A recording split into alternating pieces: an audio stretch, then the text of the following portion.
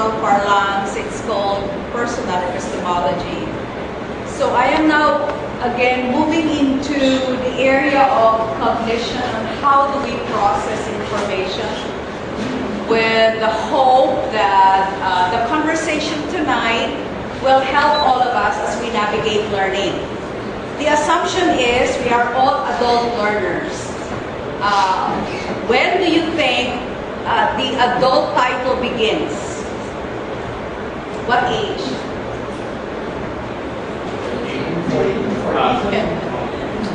At least 18.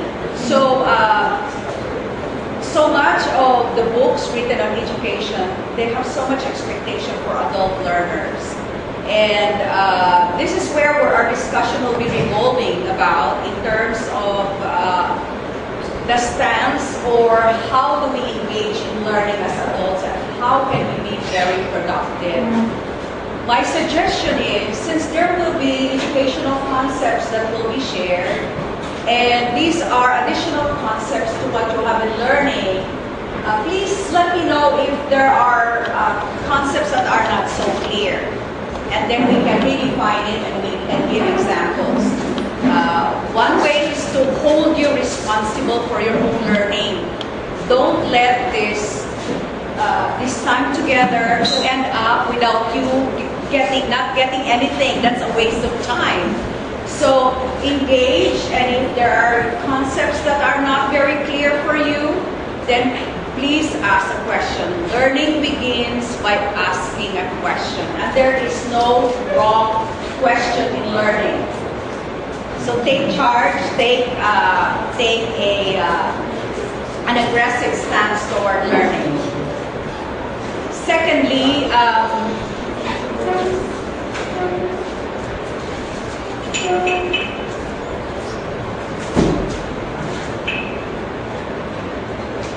so first is please learn to ask questions. Second reminder, please put on your student's hat. So you are not here simply to listen, but you are a student. And I am a student too. I'm still learning in many areas. When you think of what we're going to be discussing with a learner's hat, it will be very helpful, because then you begin to analyze and see how you or me, how we are navigating learning. So put on a learner's hat. And so I am a student, I am a learner, we'll see how it goes. So the topic for today is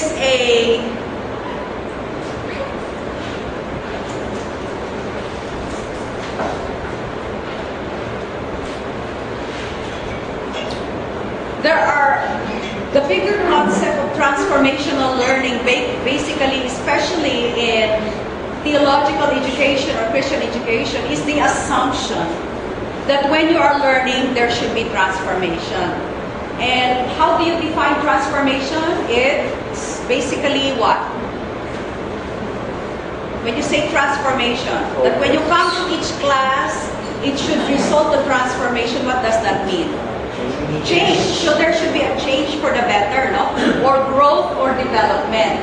So that's the goal of every learning. But within that learning goal, you have two other concepts that are very important in learning. The first one is disequilibration. The second one is metacognition. So these two concepts, as well as transformational learning, we are braiding together. And I hope to be able to provide a bigger perspective on these three concepts. Now I will be explaining.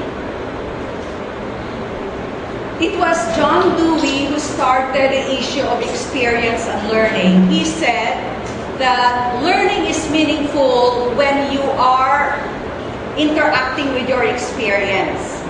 Any experience that you have becomes a learning moment. So, but the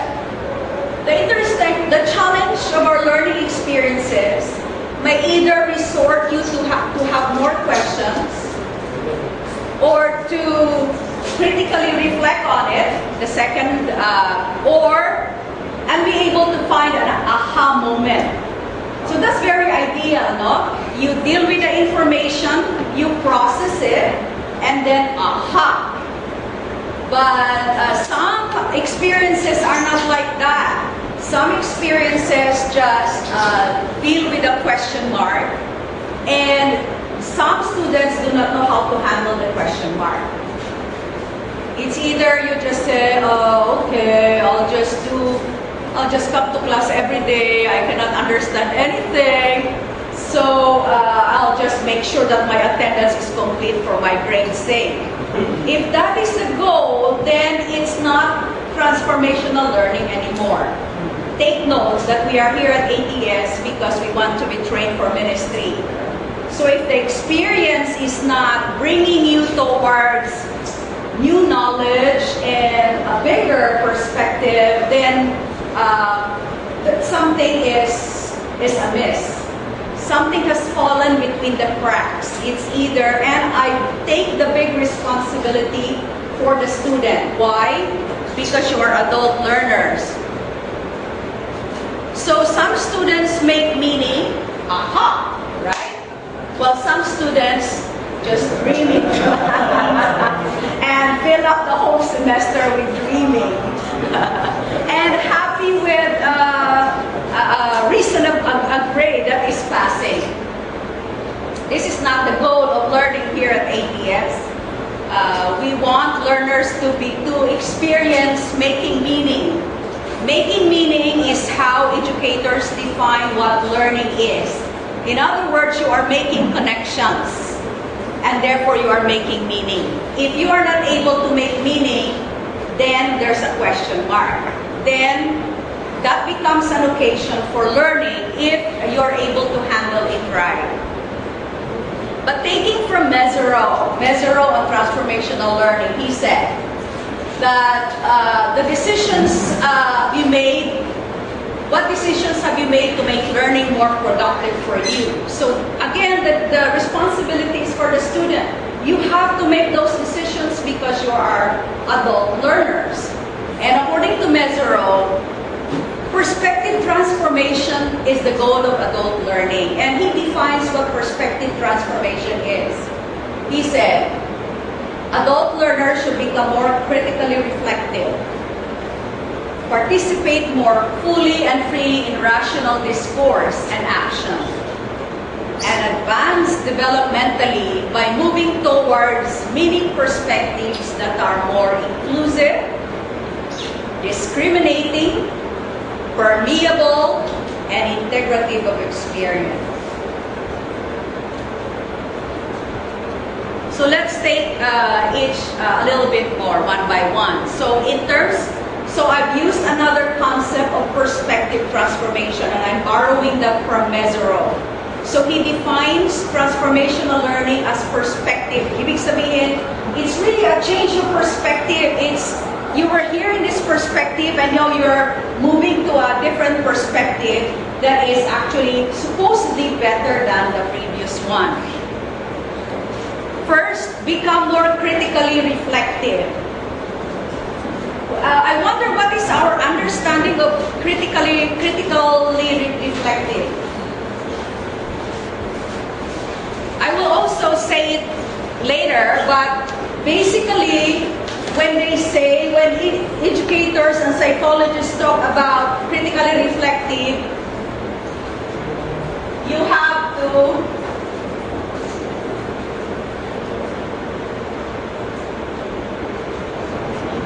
test your assumptions. Always test your assumption is one way to be critically reflective. In other words, don't think that what you think is already the only correct perspective. Second, participate more fully in rational discourse and action. In other words, participation has something to do with engagement. When you are in class, do you want to be just passive? That's not participating. You enjoy being passive, then you are not an active learner. As an adult learner, you need to be active because you cannot test your assumptions if you don't participate in the discussions. You throw your assumptions and your classmates will either test it from different angles. That's why educators are saying we need to learn to suspend our opinions.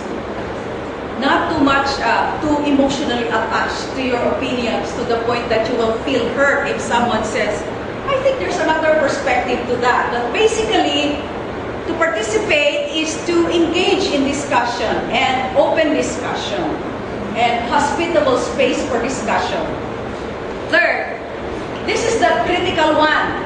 And this is where I want you to look at where you are right now. You are a graduate learner. You are being trained here at ATX. I wonder whether each of us have gone through a developmental growth that are meaning perspectives, meaning the filters that we have in our minds, how we define the world, our worldview, are already inclusive. And that's a big word. Inclusivity, and others may not be comfortable with the inclusivity thing, right? Because that means being able to listen to others. Discriminating. On the other hand, when you're discriminating, what does that mean? That's right. You do not allow them to. Because the process of learning is making meaning, and so you see which meaning will be helpful for you, and so therefore you discriminate. But permeable, when your positions are permeable, what does that mean? Those who have gone through biology, botany, adaptability, what else? Please can penetrate. Yes, penetration. What did you say? Say you. Yes. In other words, there's. It's not too close, though. It's not too close. It's not too open either. But then you allow you are listening to others too and looking at their perspectives and integrative of experience. This is actually drawn from John Dewey, who says, if you're not able to put it, to connect it with the experience, then it has no meaning at all. So in other words, new knowledge should be integrative of experience. So quite, yes? When we say inclusive, are you referring to social inclusiveness or inclusive categories? Are you talking about ideas or people? Is it social or categories? Will it be a problem if you categorize the categories? No, I'm just my question. When you say more inclusive, From Mesero's perspective, it's more of being more open. In other words, you're willing to sit down and listen to anything, as well as to,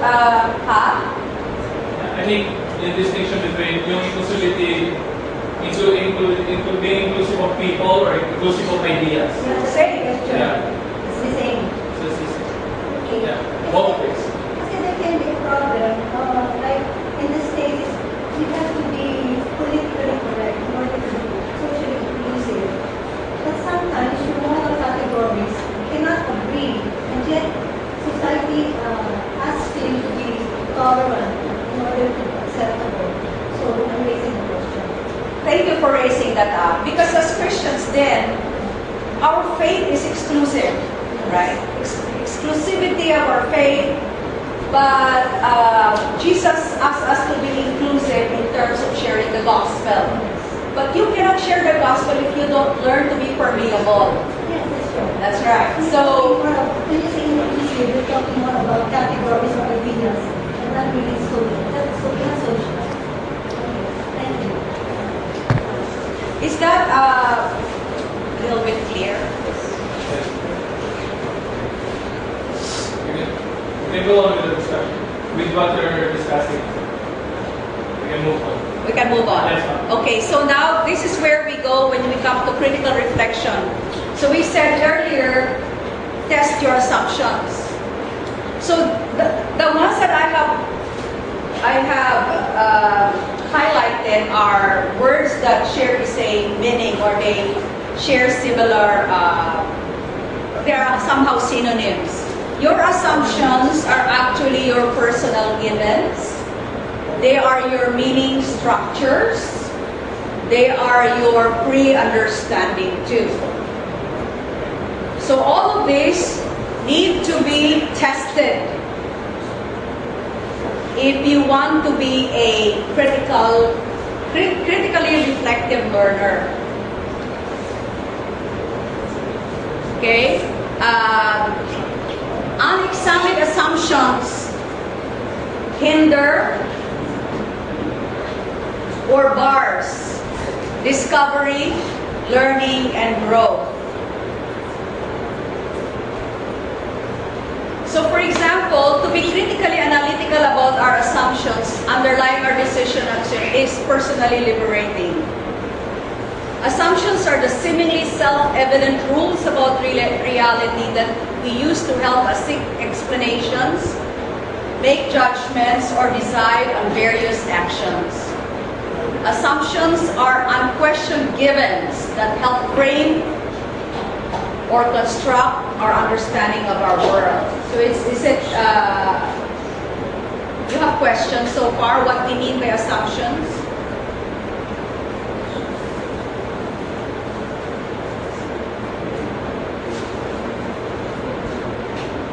Now, why do you think it is necessary to test the assumptions?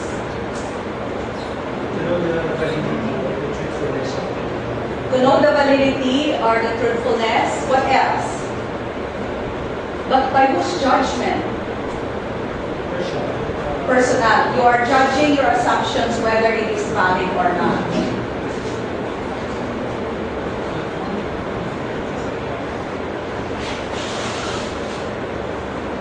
We will go forward, but we can go back and forth if you have questions. In other words, in learning, there is a need for introspection. And I wonder whether you are able to identify your long-held assumptions. And sometimes these long-held assumptions, the givens, your meaning structures are so set already that you are no longer willing to listen to another perspective. For instance, in the discussion of homosexuality, if there's something new about homosexuality, because you already have your assumption, you are no longer willing to listen and learn from another person about the issue of homosexuality.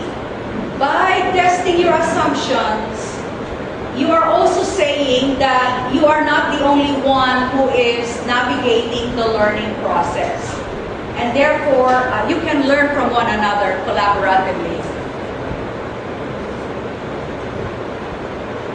I often wondered why it was easy for, let's say, if you share the gospel, have you heard of the 4 spiritual laws? If you do that, then they readily accept. But you don't see them in the church. So what happened there? It's either the one who shared didn't know the assumptions that these listeners are bearing with them, or these listeners were not able to test their assumptions. Kahit na po may follow-up. Hindi share dapat ang follow-up. Ang teachers with you. It's very interesting because when you say, have you accepted Christ, the assumption of maybe of a Roman Catholic, maybe is it Santo Niño or is it Santo Cristo Entierro? You don't have a fuller perspective of what do you mean by, you have your assumptions. On the other hand, the one who's sharing has also the assumption that if I say Christ, the way I understand Christ is the same way that the person that you're sharing with understands Christ. And so in the end, there's just a hospitable exchange of yes, but there was no growth. There's no learning because the assumptions were not tested. What meaning schemes or mental structure become barriers for you to follow or to understand other new theological concepts? For example, if you are introduced to, like I'm sure you have already been discussing open theism, how are you appropriating the new paradigm? So if you are not able to appropriate the new paradigm, then you have to test your assumptions. And so later we will go to another strategy as to how to deal with it. The reality is, knowledge is very complex, and knowledge is 24/7. There are so many new concepts around. So if you only dwell on your particular assumptions and keep tight on them, like I heard that in another Bible school, they're still debating between Calvinism and Arminianism. It's no longer the thing that is relevant up to this point. So you just deal with the assumptions that these are still important. You have not come to a point where you have tested it. So much knowledge is happening right now. We don't even have the time to read everything. In fact, one perspective or one concept can be read from the perspectives of different theologians. From the feminist theologians, from the liberation theologians. What are they saying about a particular concept? So, this makes sense so far?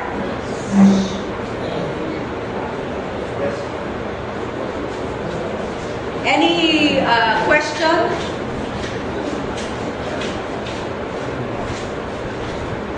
So perspective transformation occurs in part because the learner is willing to question or re-examine his or long-held assumptions and beliefs. But I think what you need to navigate is to be able to identify what are those long-held assumptions. Can we give examples of some long-held assumptions? According to one author, our statement of faith is already fossilized. It's like it's an arcane formula that can no longer be. So it has become an assumption that's no longer examined and tested. That's one example that I can think of. But it's very interesting that it's from the perspective of one educator. He say it has become fossilized and become inerrant too.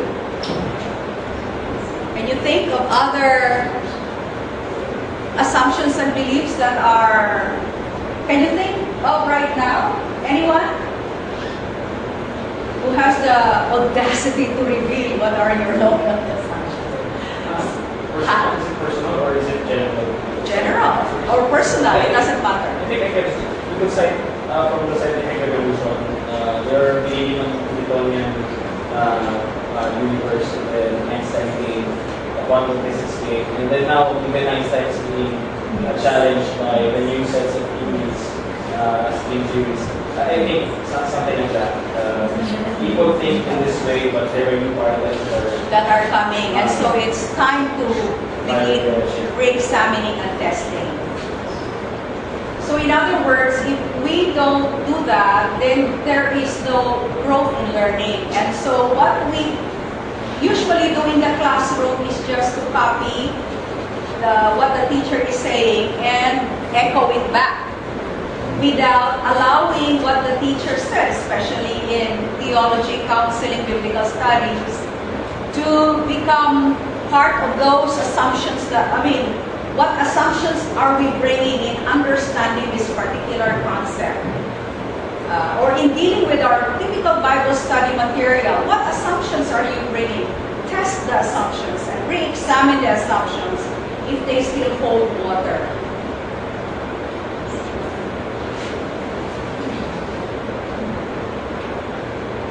Make sense? Or, but I think the key here, which is quite an important task, is for you to identify your long-held assumptions. Sometimes we don't know it, that we're still holding on to that. That it becomes the prism by which we interpret the world and the new experiences. I always tell my students, you are in an academic community. And therefore, what you cannot do in the church in terms of discussion, free discussion, you can do it here. So don't be scared. Even to question the questions, right? This is an academic community. But the goal is still transformational learning. So now we come, okay, so we're talking about perspective transformation. We're talking about testing your assumptions. We're talking about perspective transformation, a perspective that is more inclusive, permeable, discriminating, and integrative experience. But when it does not happen, or what happens when you experience disequilibration in a learning experience?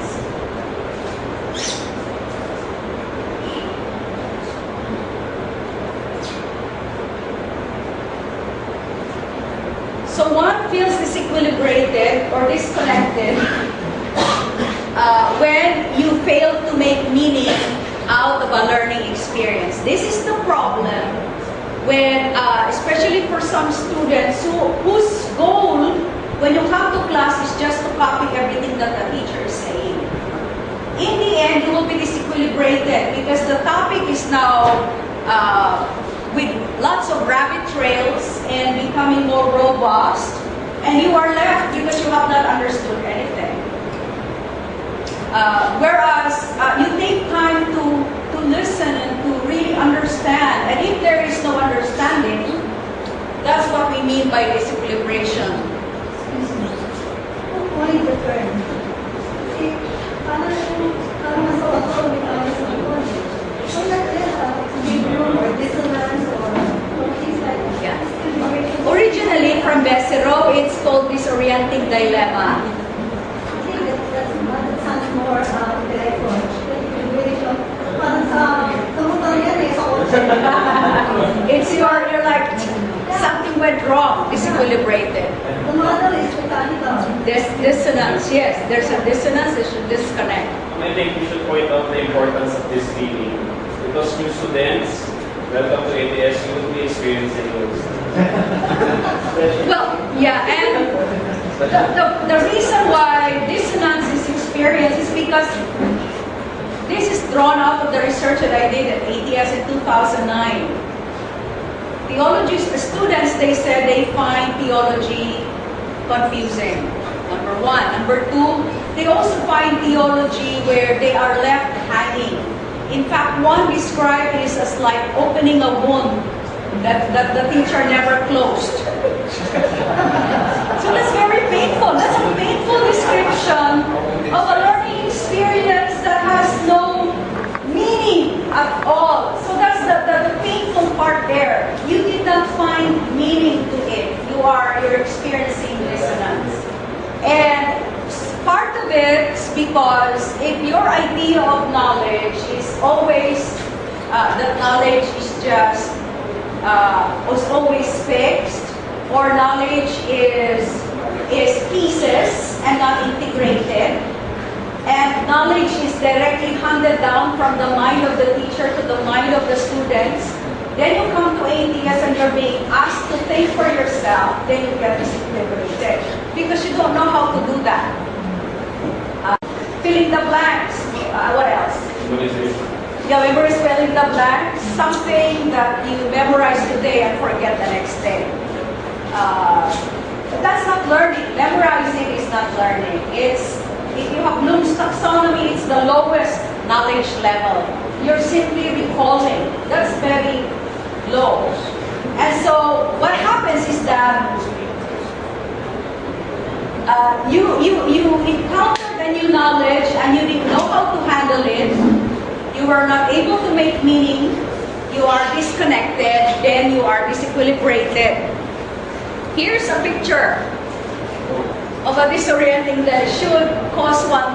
Disorienting dilemma should be considered positive. It's not negative, by the way, because according to Mesereau, disorienting dilemma is the key to learning.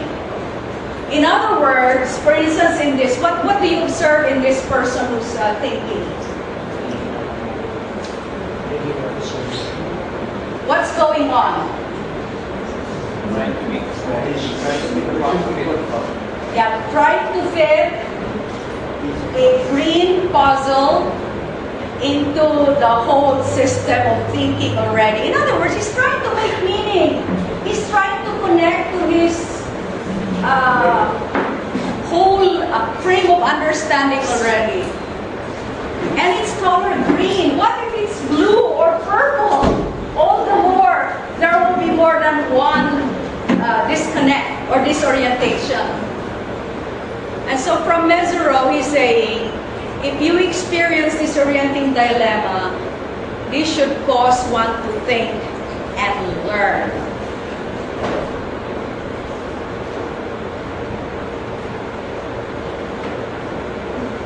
Yes.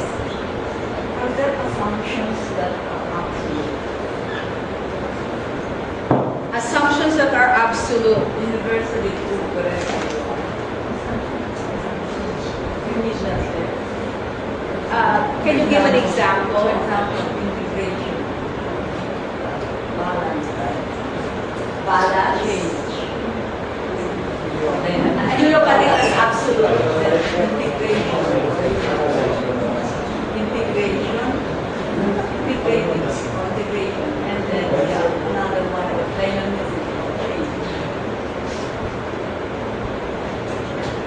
Can you explain more why you consider them as universal? Integration, there is always the presence of heaven and earth.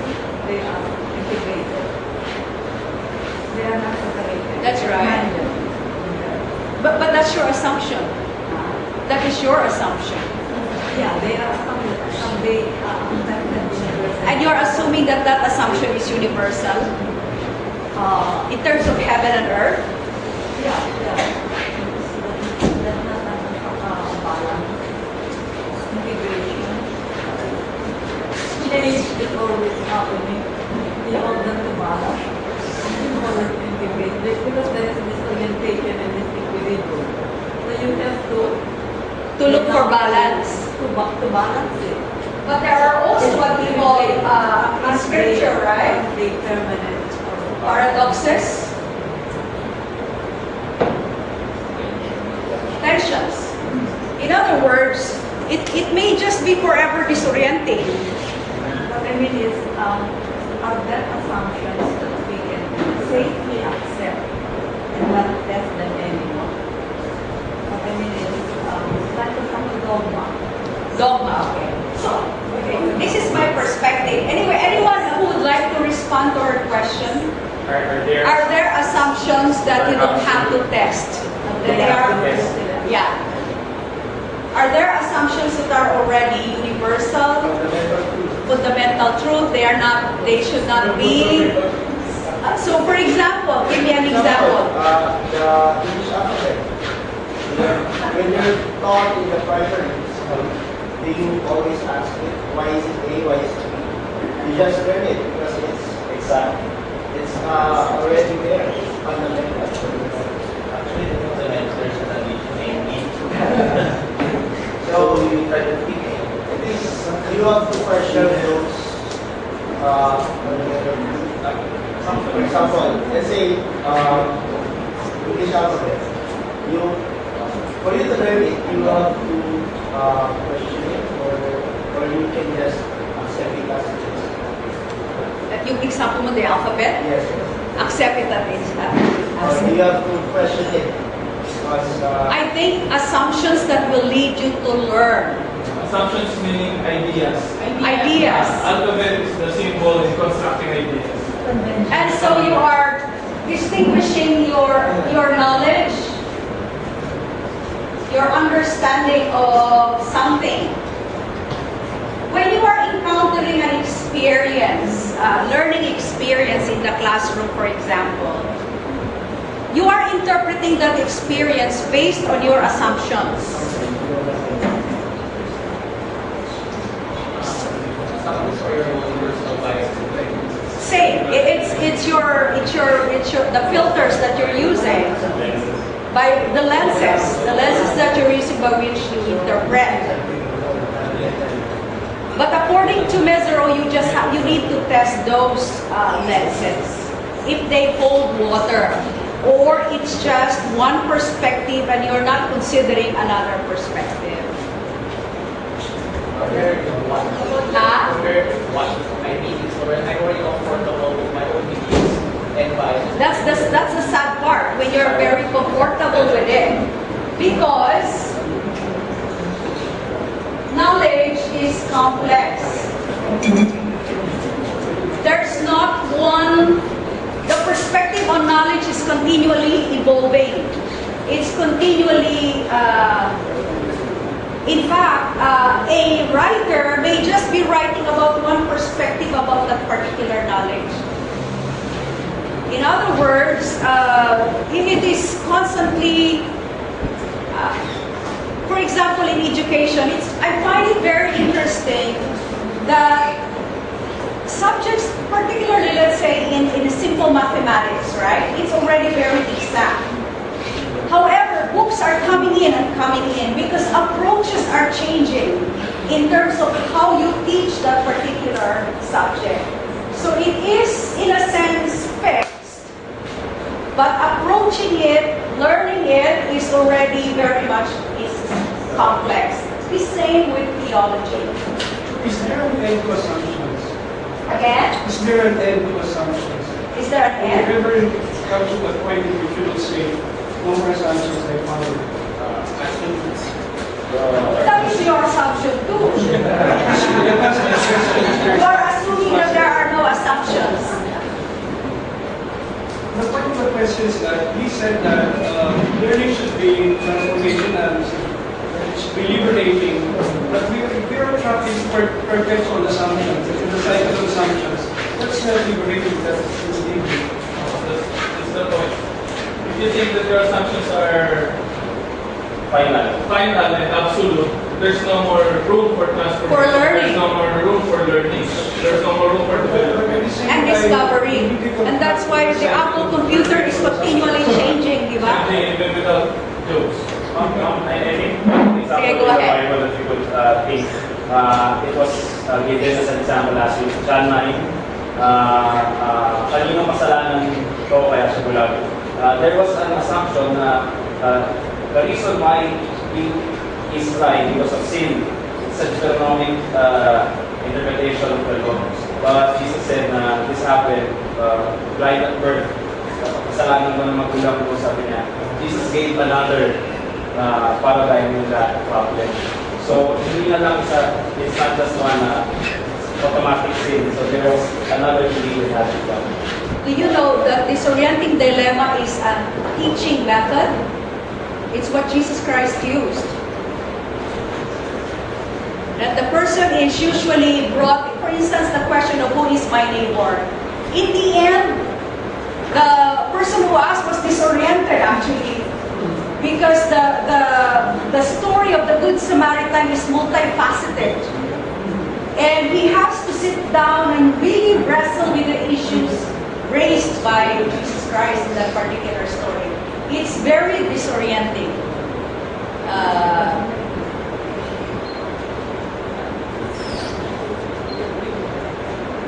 Let me Sige, go ahead. For example, our Father. Say that again. Our Father, the prayer. I met somebody who said, I am really doubting whether our Father, as said by Matthew in Matthew, was taught by Jesus. Because part, nowhere in the Gospel can you see Jesus praying aloud, always in solitary way, communing with God. So he was doubting, and I began to doubt too. And doubting is part Or the disorienting, yeah. So, how can you test that assumption by the gospel reading also? Because in the gospel, he never prayed except once when he was about to die. So,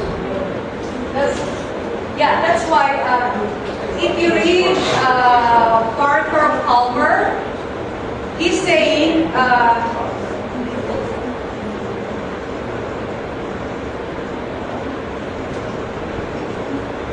you cannot do it alone. You have to learn the truth in community. In other words, we need each other to be able to bounce back and forth the ideas that are continually, we are not very comfortable with. For example, I remember there was a professor here in Old Testament. He passed away already, Dr. Russ Stapleton. And, you know, I already finished my theology courses, but with him, I was just surprised when he told me that there is a possibility that Genesis, or I think he's leaning towards the idea that Genesis, the story of creation is actually a myth. Okay? So I was disoriented. Firstly, because of my understanding of what a myth is. So I have my assumptions. I held my assumptions with me already. And so he is also bringing in a different knowledge from a different perspective. So I said to him, I'll visit you in your office and we need to talk. And so I need to talk because I need to listen. And so I said to him, please explain it to me, and how did you come to that position that the story of creation is just a myth? And how did that come about? So after our long discussion together, back and forth, and then I said to him, okay, I'll think about it. So in other words, I am okay with not having reached any conclusion for myself, because understanding that knowledge is really complex. So in other words, maybe I want to go to another commentary and see the perspective of Von Rad or Icrod, those that I really respect, Old Testament authors, and see from their perspective, and then Brueggemann maybe, and just to learn some more. But it is still possible that even if I have read all of them, I'm still not coming to a decision. But it's okay, because my salvation is safe.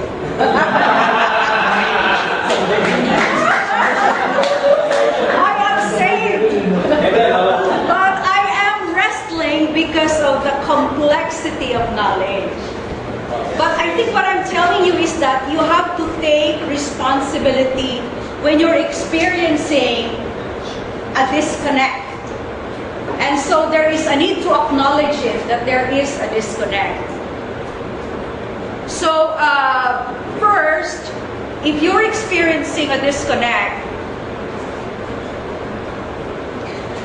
and we come to now the strategy of metacognition to help us with our disconnection, is just, so acknowledgement is necessary to be able to come to the process of metacognition, or to the process of self-questioning and self-assessment.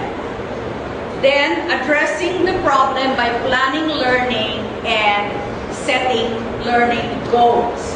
What do I really want to do with this new information? Will I just allow this information to sit here?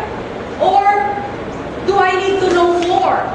Or should I listen to the perspective of the liberals or the conservatives and weigh more? Or what should I do? So you take responsibility in learning. So this is where we come now on a strategy that psychologists and educators are pushing for in the 21st century. We call metacognition. And yet Flavel in 1971 was the first one who coined the term metacognition and cognitive monitoring. So this is a helpful strategy when you are dealing with disorientation or disequilibrium. For example, in Theology 1 class, what assumptions are you bringing that when you come to class, this is what I'm going to learn? Di ba may assumptions? You bring your assumptions to the class. And then the teacher provides a different approach. And then you get disequilibrated. Or disoriented, or experiencing a disconnect. Because you're used to memorizing theological concepts, but now the questions that were being asked in Theology 1 were actually questions that inquire into how do you understand this particular concept. For instance, the concept of the image of God. How do you understand that?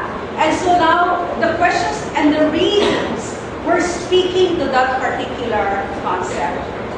And so you begin to be disoriented because you're used to just thinking it in a different way.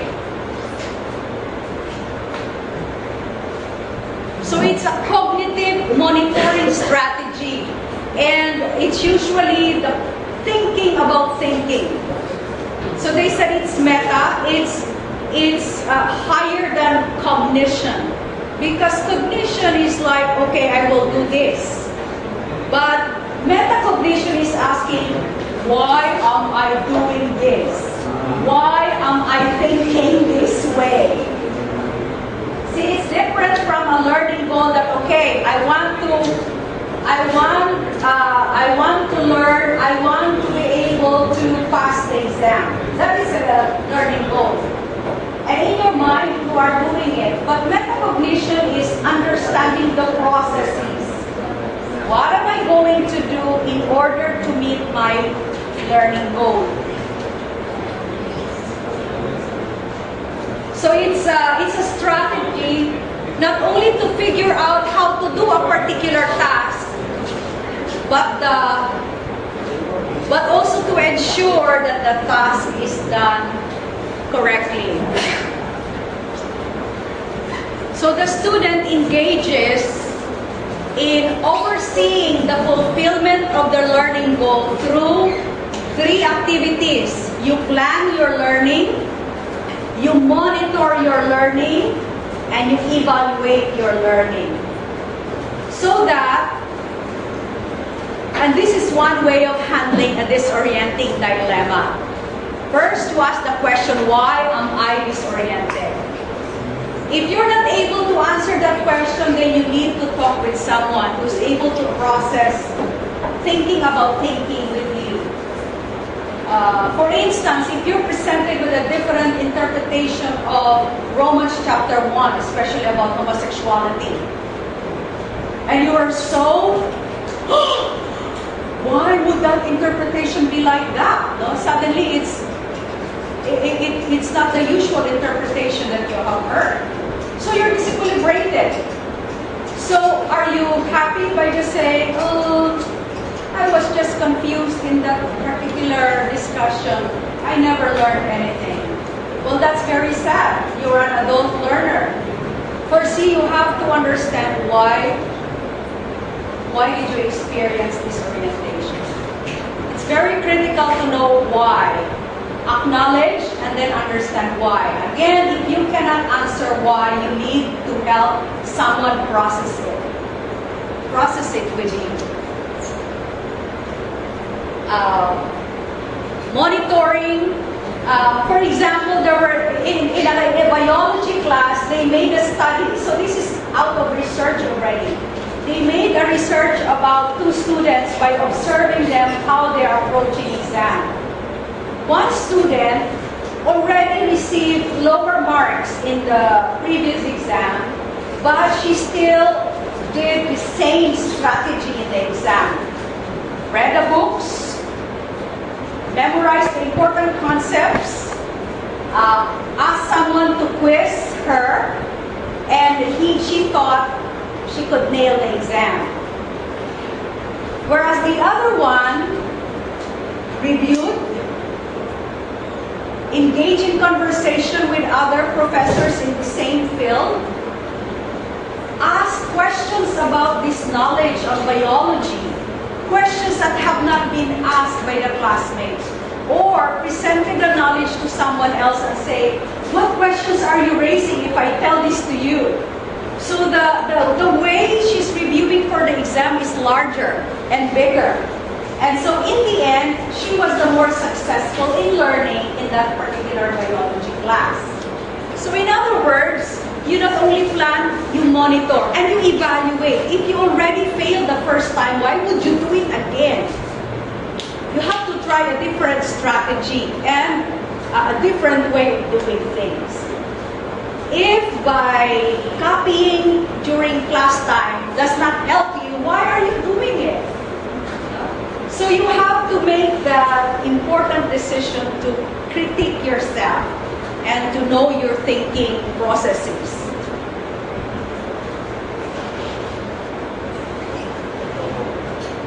So planning for learning, what I need to do to achieve my goals. The overarching goal for coming to ATS is what? Master's degree. To have a master's degree will not help. But we are being trained for ministry, right? To have a bigger perspective. So if you're taking biblical studies, counseling, theology, at least theology, you are being trained to think theologically. In counseling, you are thinking in a psychological way, right? In education, in educational way, the processes of learning. So the goal is there. I need to think theologically. I need to be able to follow what these authors are saying. If I don't, I have a problem. And then evaluate, assessment of learning. Have I achieved successfully my goals in learning and why? In other words, an adult learner should not be satisfied with just knowledge that is just being handed down and memorized. It has to be wrestled with. The good thing is that metacognitive skills can be learned. And self-questioning is a common strategy. You have always to ask yourself. Teachers, I wondered how the apostles, the disciples, did handle the teaching strategy of Jesus Christ. Those who have ears to hear, let them hear. Bahala kayo. It's like, if you're disoriented, it's your... A huge disorientation was with the disciples after the death of Jesus Christ. It was a huge disorientation for them. And so there are teachers who will continually or would use this teaching method to help us think and to be able to test our assumption. We approach learning differently. All of us have our own unique ways. Self-awareness, self-monitoring adds another layer to critical reflection. So critical reflection is testing assumptions and looking into the perspective of others, bringing in our experiences to respond to these assumptions. But metacognition then asks the question, why am I thinking this way? And how did I come about to this particular decision? For example, when I'm writing a paper, it takes a long time for me to bring in, to integrate so many things that I'm reading. But I find it very helpful that when I'm able to make a paper, to step back and say, what processes did I use to be able to come up with, according to the reader of my essay, this is an excellent essay. But how did I come to that? What process, in terms of the cognitive monitoring, what did I do to be able to come up to this point where I was able to make an excellent essay? So that's metacognition. Thinking about thinking. So growth in thinking is the ability to reflect upon, to question effectively, and to suspend judgment or belief about the required knowledge composing the problem at hand. I don't know if you're willing to suspend knowledge. The idea that you suspend it there and let it be tested by your classmates. Or the issue, I don't know yet, you're not speaking yet. The issue is the fear factor. You don't want to get out of here, but think outside the box. You first.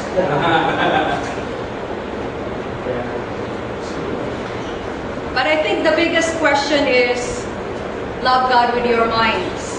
How is loving God with our minds manifested in your personal study and in your training here at ATS? Will you be lifelong learners or students who continually are eager to learn, have the inquisitive mind? It was Freire or Freire who coined the term epistemological curiosity. You're always curious. And then someone said that the illiterate of the 21st century are those who cannot learn, unlearn, and relearn.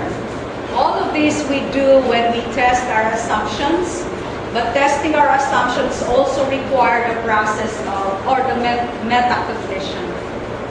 Do you have questions? Or it's too abstract? Sige. Personal assumption. That's connected with metacognition. No, when you think about, My own assumption. yeah, okay. You think about how did you come up with these assumptions? Yeah. That is now your, because you went there because you went through a process of thinking. So it's a synthesis of the meaning of 1,000 experiences. That's right. Make you and you very much. However, it has to be tested. It still has to be, because it's only yours. That's right. That's right. The testing is brings you to a question I asked earlier. To the universal. To a universally accepted assumption. Once you have tested it, for example, an assumption that death is fixed in time, in place, and in manner. That could be a personal assumption. But it could be transformed through metacognition into a general assumption, acceptable for all, by means of experiences of other people and reading life.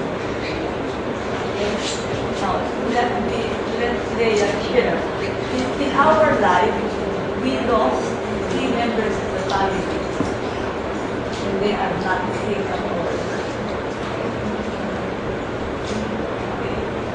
Two of my children died. They are not sick. Accident.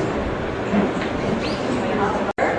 And there should be openness. For instance, that's why, I mean, if I speak in tongues and you don't believe in speaking tongues, I cannot impose that on you. But I need to be respected in my position. While I continually test my assumptions, right? And maybe someone else will test it with me too.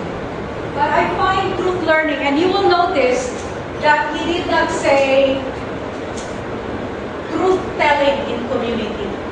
Because Palmer is very much on discovering. You have to discover it.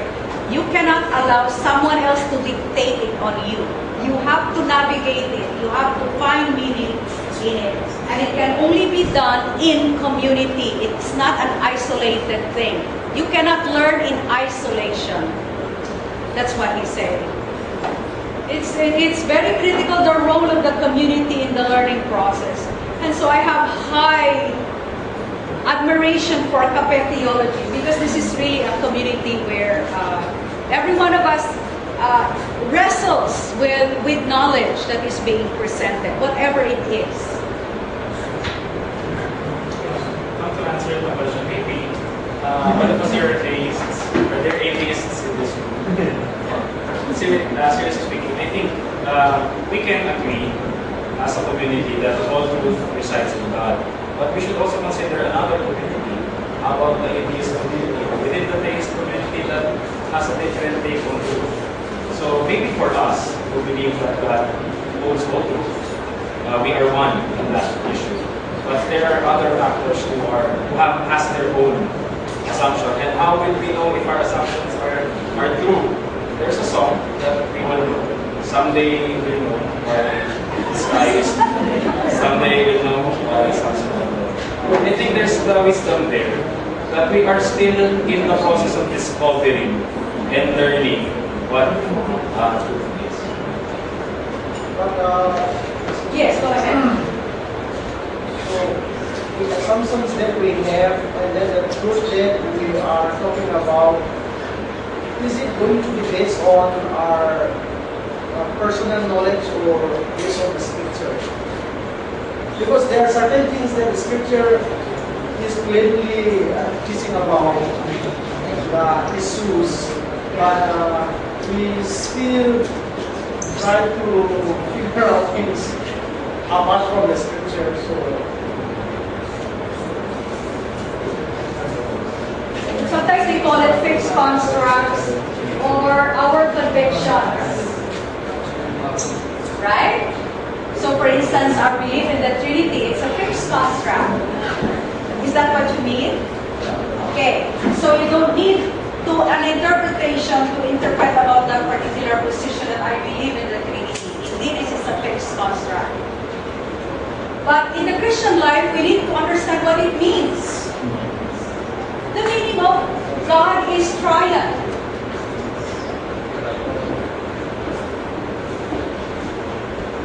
Diba? So this is now where knowledge resides, and this is where we have assumptions.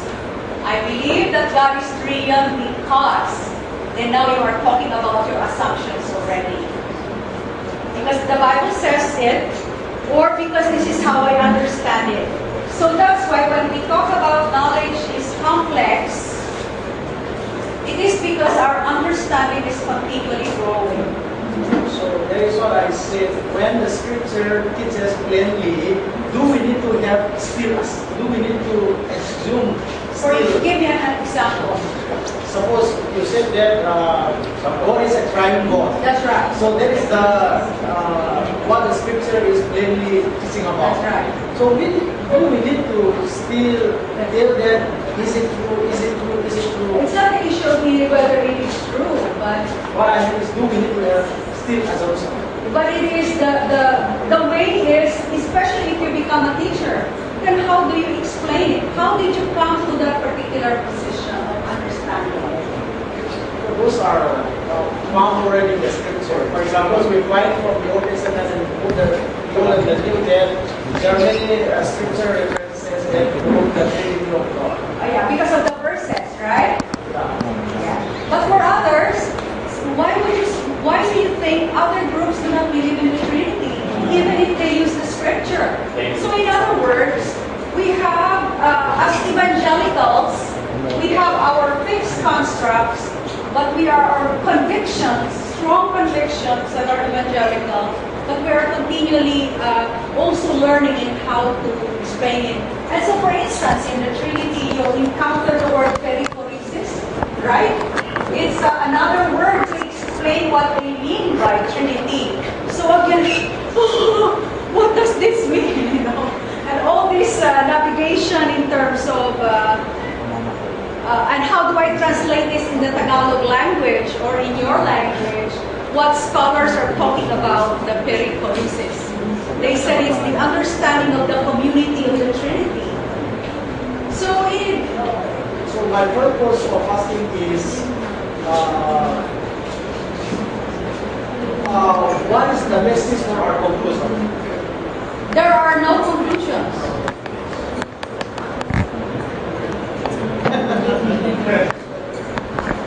Because we are learners. Because actually the supreme authority and then the basis for everything has to be on the scripture. That's right, but you are interpreting it, right?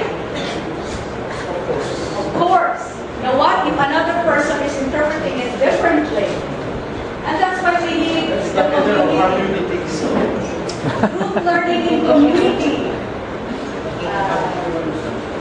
For example, now John 3:16, an Arminian would interpret it differently than a Calvinist would interpret it another way. They are reading John 3:16 in plain sense, but because of from where they are coming from, they are having different assumptions. So, Unlimited and unlimited. That's right. yeah. But they're still arguing with just for God so loved the world in that sense. So that's an example of what Mom is saying.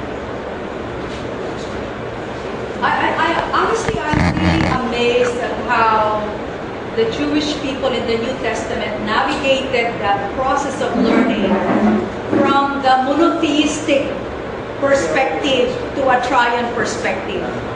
That's, for me, it's like, wow, how did they navigate that? When Jesus Christ suddenly talks about the Father and the Holy Spirit coming, I wonder if their understanding of the Trinity is the same we understand it now. Those are just my questions. But again, questions that will help me, in a sense, or admire or really marvel at the way God has provided us minds to sort things out and understand. Any more questions or points of view or examples? Sandali po. Yes.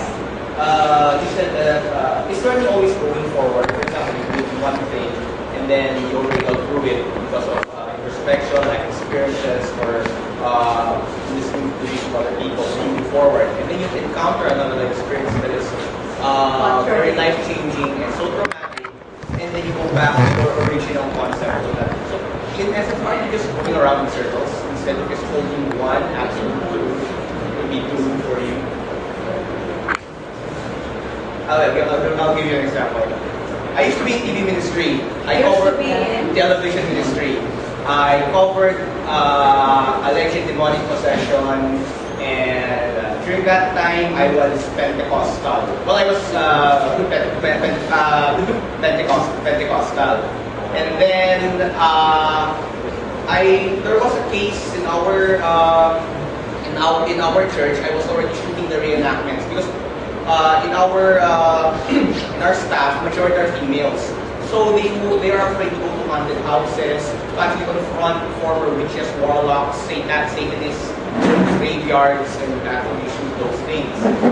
When I was doing those stories, I was with them for 3 years. There were several instances wherein I already had a fundamental knowledge of altered states of consciousness, hypnosis, alleged casting out sessions. So that sort of learning enabled me to confront or do my job and do it well because I was not afraid. There was one instance that that still, I don't know if it still haunts me to this day or what. There was this lady. She was a part of our church. She became a Christian. She was part of the New Age movement, and she said that she was allegedly possessed. And then she said she's already been delivered, yada yada yada. And that we were shooting it already. And then I told her that you don't have to reenact everything. You just have to reenact parts of the alleged possession, which happened in Dover. She was here, which she was a traitor for. She was half American. When I was there, everyone was shooting. She started doing all sorts of things. And then she said she was already not acting anymore. And then she was, I don't know if it was levitating, the studio was dark, and everyone's already kind of panicking. And then she was crying, and then, well anyway, to cut a long story short, it sort of manifested while the Pentecostal thing is started, the Pasukan manifested. Pastors were there, they were casting people out, the stuff. And then after the shoot, I felt so guilty.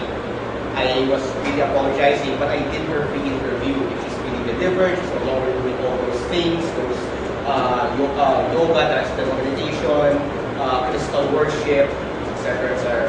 And then she was already delivered, and now she's full-time ministry.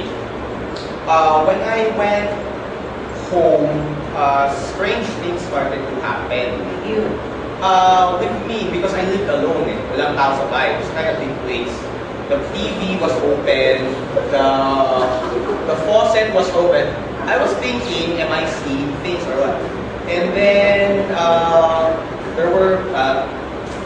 I'm curious, what was your free understanding? Like, these things were not real? Is that what you were, and then you because you experienced them, then you realized these are real?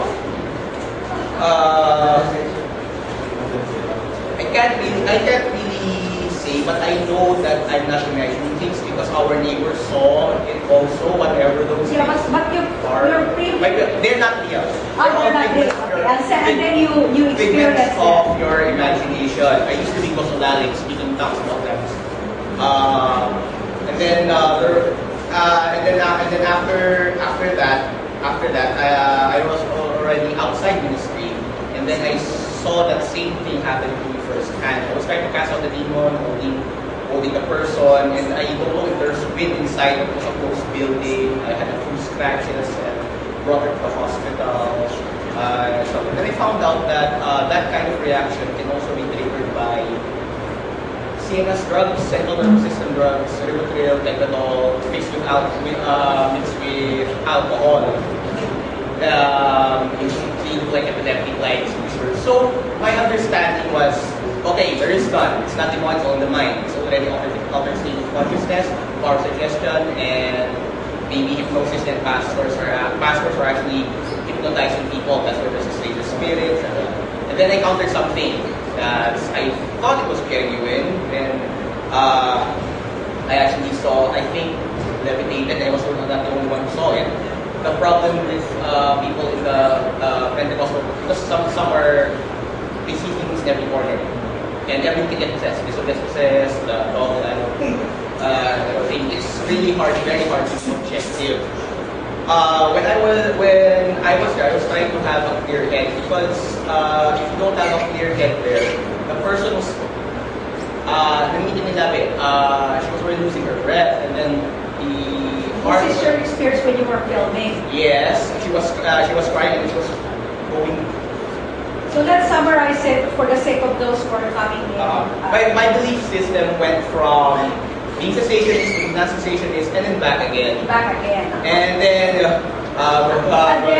back to the question whether something should be unlearned and whether you can... Is it purely a linear narrative wherein you mature in your understanding and you arrive at a certain goal? Or is it circular? Like, okay, I thought this, and then ito pala. And then it's like taking a picture. For example, you're walking, taking a picture of you. But if you say that it's circular, you still don't consider it as a sense like a change, like a learning experience? Because it's so complex that I could not understand, and I also talk to psychologists about it. So now you have come to a point where you say all of these things are so complex. It's so complex, they can be all... Then that becomes another learning curve. We say from the idea that they do not exist or they do not matter, and then you experience them, and then you come to a point where suddenly something is now more complex than you originally thought. You see that it's not complex. In fact, you don't have even one definition for your particular experience. It's something that is so big, so huge. It's beyond me. That's right. It's like, for example, Kuya Boy walking. I took a picture of him. And then because it's a ghost. Actually happened. You can buy it. For example, I took him when he was still studying UP, and then 10 years, but he's continually moving, and I tried to say that. I only took a picture of it, but I could not take the entirety of it. And that's you know how I the explain good thing it. about That's how I make sense of it. the good thing about your experience is that then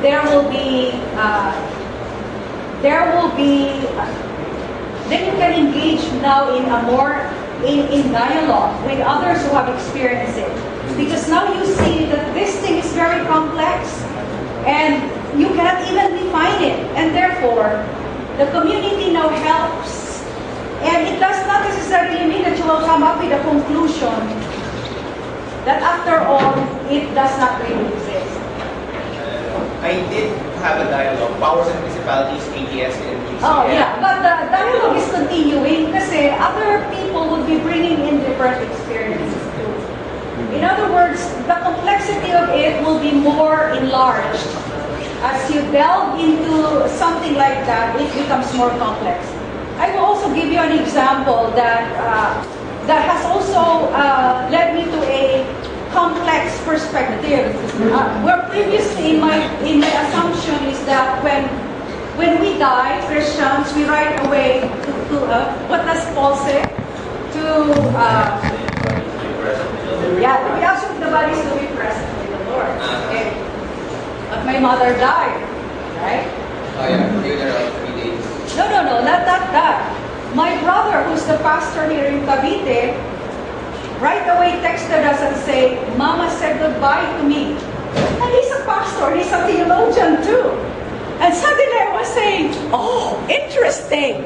So that's why I like what they call the expression interesting. Because that defines my interesting. And then my mother had a very, very close, when we left Palawan, she was left alone with a native Palawano caregiver with her for a long time. And then they parted ways. So when, during the wake, she came and she said, you know, Lola, she called my mother, spoke to me in my dream and said goodbye. Oh, I said, that's so, but these are the things that are now coming into picture. And then I said to myself, interesting. I really do not know what's in another dimension.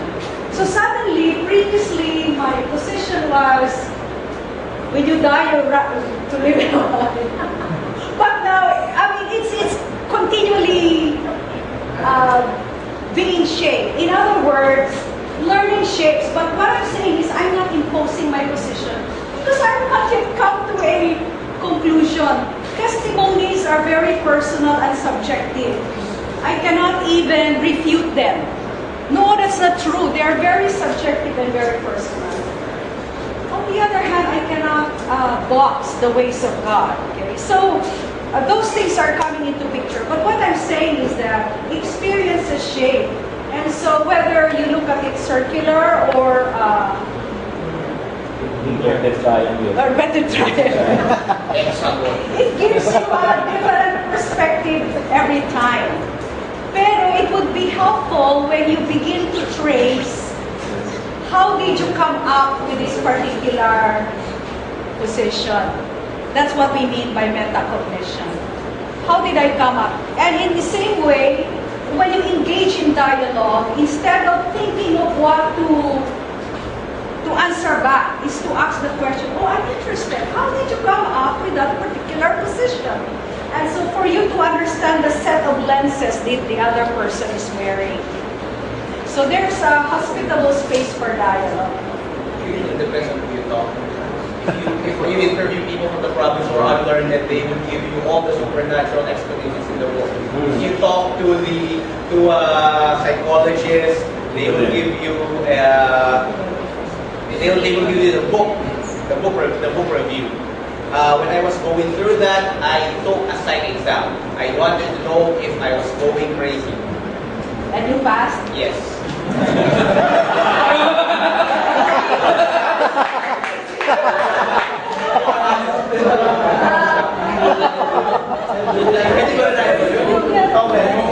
Diba there are also near-death experiences? I don't know if you have also discussed that in theology. Yeah. But those are, again, the ideas that are being suspended because these are very subjective experiences.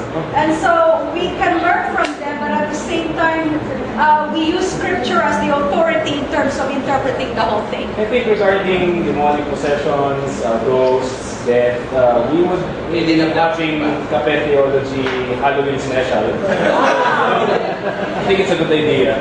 So, yeah, maybe we could proceed to knowledge. Kapatid. You mentioned kanina about the process of learning, be discriminating and inclusive. Can you reconcile those concepts? How can it be discriminating yet inclusive? I will be speaking to it through the prism. Mesero is speaking from a more general and humanistic perspective because he's a secular educator. So, but I want to pick it up and use it and from the prism of my Christian perspective. So in terms of inclusive and discriminating, a way for me to be inclusive is to learn to listen to another, regardless of theological position or religious persuasion the person is holding. And to understand basically where the person is coming from. If in the end of conversation I wasn't able to give my own opinion, that's fine. I have learned from the perspective of another and how he or she came from that perspective. So in a sense, the inclusivity allows me to listen and respect another. Discriminating then allows me to sift through the things that I am hearing and see which ones are biblical or not. So that's my own definition of my own discrimination. But inclusivity, I like it, especially when we are in the ministry. I remember one speaker, an Old Testament scholar. She's very young. She's a Greek scholar. And she spoke, and I was so surprised when she said, God speaks in 1,000 voices. And I said, oh, that's interesting. So maybe someone who's a Buddhist may be used by God to speak to me. So I need to listen. So that became a turning point for me, listening to that. Well, it was brought about by an experience she had in the airplane going to Kenya, where we were having the conference. And she was sharing with a seatmate who was a Kenyan, because the Kenyan asked, why are you going to my country? And she said, well, I'm speaking in a conference. And then the guy said, tell the pastors, they're no longer sharing the gospel publicly. They are now confined to their churches. That's all that he said. And so she was saying, interesting, that could be the voice of God. And so she shared it with everyone. And so that has become an enlarging experience in a sense where general definition, a general revelation is now being defined broadly, not just in the confines of our own evangelical perspective. So inclusivity allows me and gives me the opportunity to listen to the other. And the other becomes an equal partner in conversation. About dun sa idea ng disequilibrium to equilibrium, is that really the process? Because sometimes, even if we feel, from being disoriented perhaps, then you become oriented. But it doesn't stop there, right? No. You still have to process that orientation to another disorientation that will result in another orientation. So it's a cycle. Yeah, it can also be a tension that you will forever hold. Like the sovereignty of God and the responsibility of man. These are tensions, two parallel lines that we see in Scripture. God is sovereign, but man is also responsible. In my mind, I find it very hard. It's a continuing disequilibrating in my understanding, but that's the advantage of us Asian learners. We can handle tension and be comfortable with it. As I said, after all, we're Christians, right? We're going to heaven, even if we don't fully understand it. Excuse me, Mom. Suppose we are indwelled by the Holy Spirit, and then the Holy Spirit is guiding us all to truth. And having been concluded that this is true, and the Scripture is also proving it. And then I have many proofs on this topic. Having concluded on that, do we need to still open and then search for another thing when things come on that particular issue? I think you need to test your assumptions about how the Holy Spirit tells you. Suppose, for me, of course, I'm coming, my background is from Fundamental Baptist Church. Oh, I see. So that's, you need to test the assumption of the fundamental So Baptist. there are things that we have already settled, Yeah. and then studied the Scripture, and then wrote down, Yeah. and then do we need to still test those things? Because those are already written by the help of the Holy Spirit. Then we decided and then we concluded that this is true. So in that case, do we need to go back and then listen to other things where the other people are failing? Yes. Are you sure they are made by the Holy Spirit? Yes. how can you be sure that the Spirit, the Holy Spirit, working in those assumptions? So we know that the Holy Spirit is in us, and then the scripture also says that the Holy Spirit will guide you in all truth. So the Holy Spirit will never guide us in certain cases to the wrong truth. How can you explain some people read the Bible but yet have the different interpretation than yours? Brother Patrick, Chungloy, you already said that you're coming from the fundamental Baptist tradition, right? So the fundamental Baptist has its own assumptions. Compared with other denominations, they also bring their own assumptions. I think the challenge for learners is just to look at your assumptions. Look at it and see, why am I passionately holding on to this and they are constantly questioning it, or someone else is constantly challenging it. So in other words, to be open to understanding others also. Maybe by, and for instance, some of your readings may be giving you a different perspective. So what will you do with that kind of reading? Because it's giving a different perspective. So one thing is, you are using the fundamental context. Do you also, for example, you believe that King James Version is the only version? Yeah, we hold on to a certain extent, but we are also anyway used to the NASB and NIV. So again, you have to ask the question, why do people think that the King James is the only version? Leader of our congregation. How sure was he that he was led by the... So these questions will help you as a learner to be able to disentangle the seemingly... I mean, sometimes it's like a rope, and it's too tight, but you need to disentangle it in order to understand. Suppose in the case of baptism. Baptism, yeah. So we believe and through the word study, we believe what immersion. Yes. So someone is saying sprinkling is or pouring is taught by the scripture, found in the scripture. Sprinkling can also be, or pouring also can also be. So have you concluded that immersion is the truth taught by the scripture? I still need to listen again. Yes, you need to listen because the Bible says love your neighbor.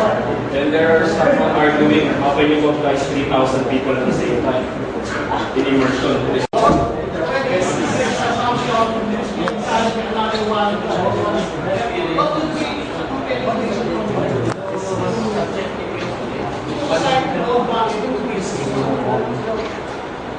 Interesting. The more relevant one, you will hold times 3. With the present. Not for me, the more relevant one. The more relevant one for... Okay. What is relevant? Yeah. That's a good point. What is relevant? Now, let me share with you an experience of how a church handled two competing positions. Okay, I attended a church. This is an Episcopalian church. So this is what happened. They wanted to resolve the issue of women in ministry. Okay? So they invited two well-known scholars, Gordon Fee and Bruce Waltke. So Gordon Fee argued for a contextualized, ad hoc interpretation of Timothy. So that's what Gordon Fee is saying. According to his study, he's a scholar. He's saying that the issue of women in ministry is ad hoc. It was caused by a situation in the church in Timothy. And then Bruce Waltke says, no, it's normative. Because Paul is arguing from the creation story. Okay? So two competing positions that has nothing to do with salvation. Diba? Tama? Amen. Nothing to do with salvation, so don't make it a big deal. So what they did is to come up with a consensus. So what does the majority of the members, what bishop is their position. So the position then becomes the consensus of the church. Then it came to a point, and then those who disagreed with the majority accepted the position of the majority. I think it is easy in the West to do that because for them, if a public official wins, they concede right away. It's easy for them to go, okay, you win, congratulations, here you will contest always, right? So that was a really good learning experience for me. They decide something that's also critical for the life of the church because there were women leaders, but they wanted, and they're listening to the dissenting view of the normativeness of the leadership is for men, but because majority of the members agreed on the leadership of women, so that was considered for the church. So that's just one way to resolve. Again, it's learning in community. That is what I want. Actually. That's what you want? Yes. Which one? The thing that you just now said. What's the thing? There are interpretations, and then we interpret it, and then pray to God, and then there are two views, and then now ask Him which one to be believed. And then, according to the majority, we believe on this. And then we settle down already. So, that is the conclusion. Okay. But what I find very interesting for the pastor is he said, for the time being, this is the consensus of the majority. In other words, it's still not conclusive. Because the issue is complex. Same thing with the issue of divorce and remarriage. According to Gordon Fee, the fact that there are so many interpretations, it means everybody's guessing. Right? It's guessing. The fact there are many interpretations on the end times, pre-trib, post-trib, mid-trib, everybody's guessing. We are guessing what will happen in the end, but I think the most important thing is now. So, yes. Did I answer your question to how to handle? Usually, ma'am, on evolutionary assumptions coming from a law system, then everybody, the majority loves status quo. If you go with number, it always bundle the evolutionary assumption. See, rather than going to number, there should be another criteria to be used to approach to validate what is the assumption and what is the problem. No longer is it assumption. The presidency will be us.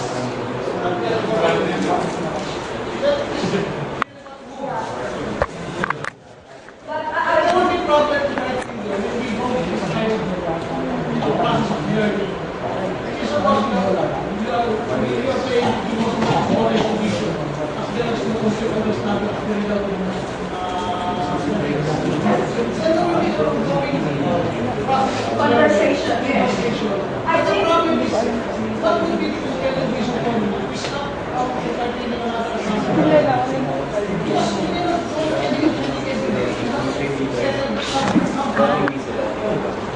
but that's the challenge to being a pastor, brother. You always deal with different assumptions. What's the problem? It's not a problem. Because I think it becomes a problem because you want to be able to come to a resolution. But sometimes there's no, it will be a continuing discussion. But there will be a crisis of legitimation. Again? Crisis of legitimation. If it's a matter of life and death, It should go with this. But that doesn't really kaya thankfully the Bible speaks of forgiveness, di ba? In case, the Bible speaks of forgiveness and loving my neighbor, especially those who still could not see. It's very hard when all of you are wearing different lenses and on a table of discussion, right? And we are wearing different lenses, our own assumptions playing.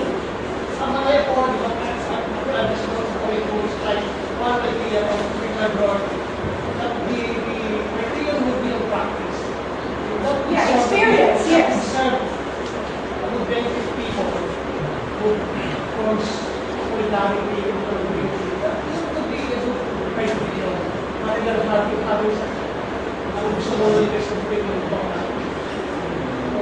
That's how it works.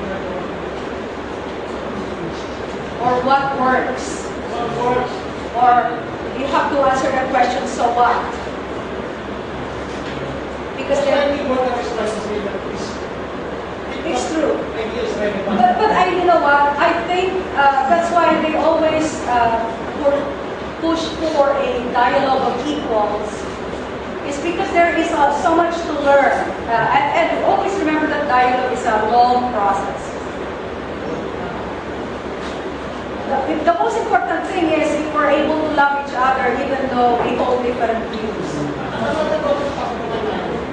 Galing tayo daw kay Tabernas. Because usually the process of conversion tayo, walang tayo pa nyo. Tayo daw sa discuss nito sa Tabernas. Because kaya mga people,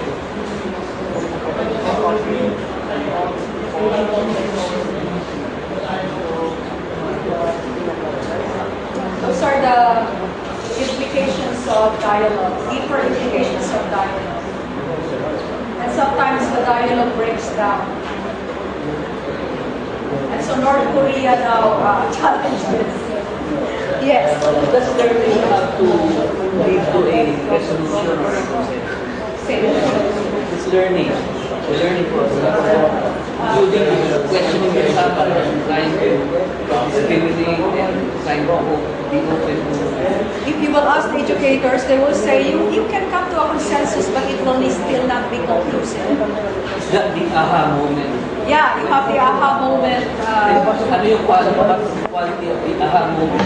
Does it have to be tested by a very I think the aha moment is very personal. What is aha moment for you may not be an aha moment. As experience, as you interact with your experience. And for some people, they would say, I'm very comfortable with my position, I'm not changing it. That's fine. I mean, it's as long as you learn to engage in a healthy dialogue and conversation. That you are permeable, your box is open a little bit, not necessarily. agree to disagree? That's right. Yes. I think education is key. Education is. Typically condition. So it has its function in the society. It's not nice for many other. So if we are educating, we are also in the process. I think when we are making conclusions, or we have to make conclusions, although it's temporary, because it's coming from the assumptions we have are not conclusive, but they are temporary. Because we have to have stepping stones. That's true. That's true. But I think that the thing that we have to unlearn is our dependency on the authority, because the pastor has always the last word, right? Or the teacher. That should not be, because we are a community of learners, and so a discussion should be facilitated.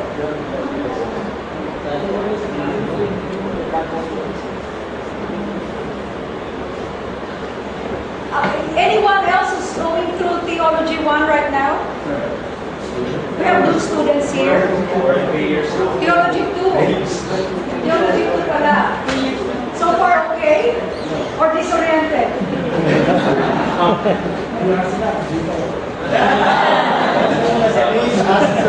Oh, diba sabi ko, when you experience disorienting, you have to develop your metacognition, metacognitive strategy, and ask yourself, why?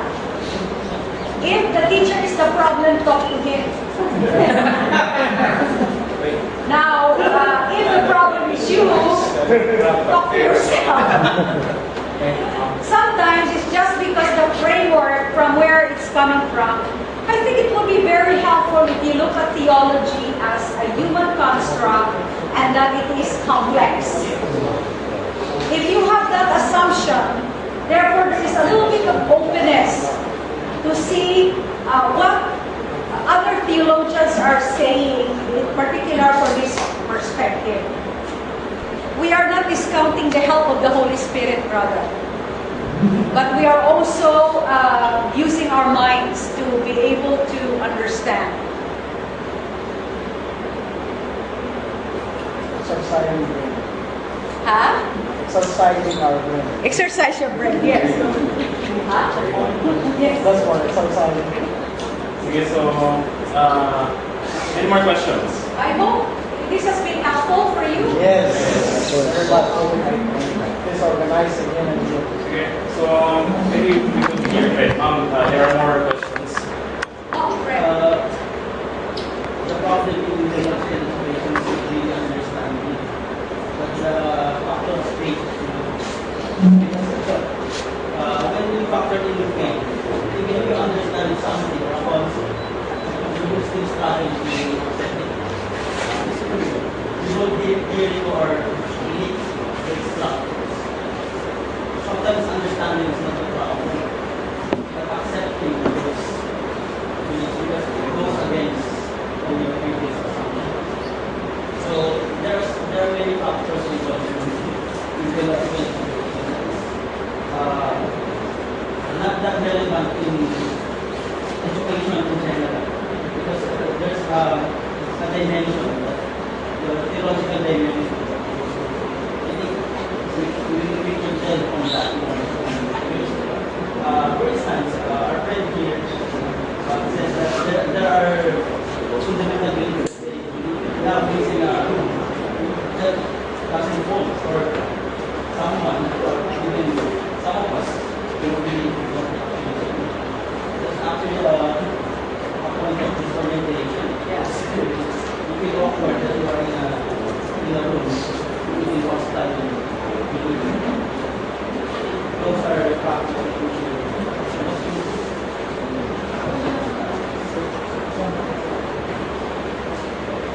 I don't know if it is also helpful to put theology under the domain of knowledge. Domain specific, they call it, or discipline specific knowledge.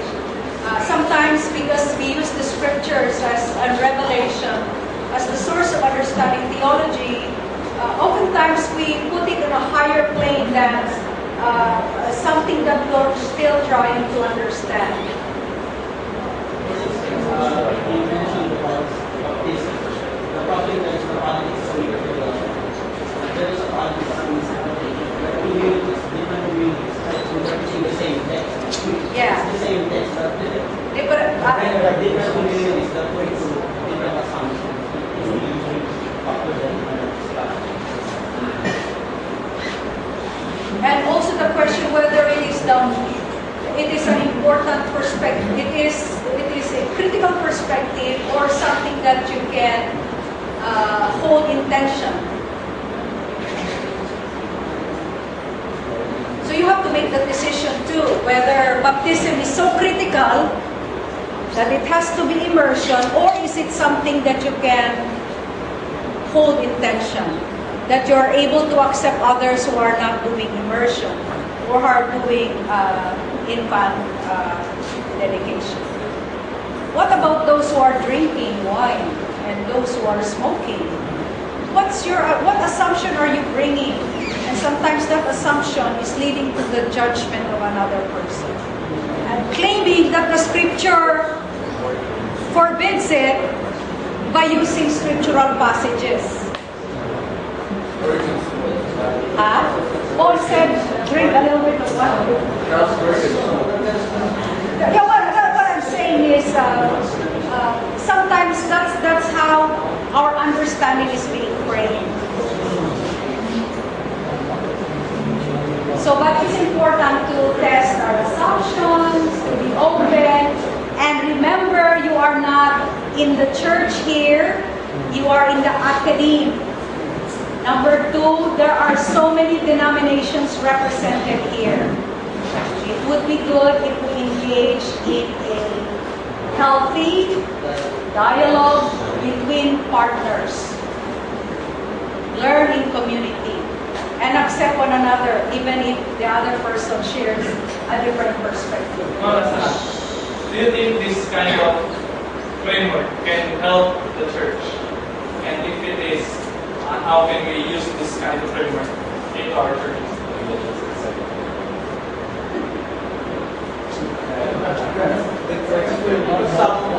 Some big churches, even if there are doctors, lawyers, teachers there, they fail to think critically. Or they fail to think education. Or education, segregated or education, because we have a there's a large trust factor with pastors.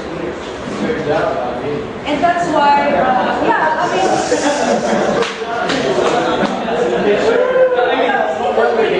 because we want to encourage our people to be able to think for themselves, diba? Basically, that's what we're aiming at.